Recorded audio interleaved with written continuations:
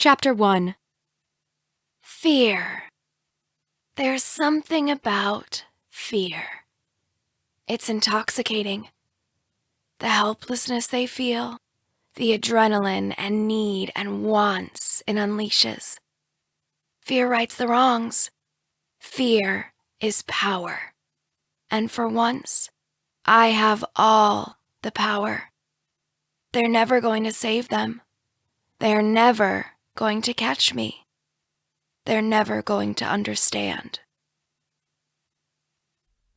Chapter 2. Erin. Here's what we all know. Sometime this week, or the next, or the one after that, we will find another dead girl. Every year a girl disappears, and every year she's found dead with an angel wing carved into her cheek. And this year is no different. Another girl disappeared. Rachel Stein, former cheerleading captain, left her home last Saturday and no one has heard from her since. Despite the entire town searching every corner and her family's pleas and all the psychics inundating the town claiming to know where she is, she hasn't been found. Everyone holds on to the hope that she's safe. Some rumor spread that she ran away, that the killer hasn't found his next victim yet, that he's still on the hunt. Come on, girls, we need to do this. Shauna, our cheer captain, sounds like she's trying to convince herself more than us. She smooths her skirt, checks her cell phone again before dropping it behind her. For Rachel! This time her voice doesn't falter. Her dark hair is tucked into her ponytail and it bounces as she jumps, warming up. Her smile reveals the bronze glow of her cheeks, but her dark brown skin isn't as flawless as in the school pictures. The circles under her eyes are more pronounced. She and Rachel were very good friends, and she's been fighting tears ever since we got to the stadium. Rachel prepared Shauna to become captain.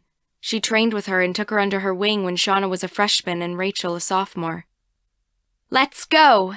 Shauna struts to the front.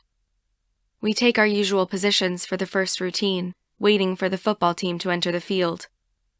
The spotlights brighten the entire stadium, but they do a pretty poor job of hiding the fear rippling through the crowd. The smell of hot dogs wafts in the air, reminiscent of happier and carefree times, but the kids' laughter isn't as loud as usual. Parents keep a trained eye on them, not entirely relaxed.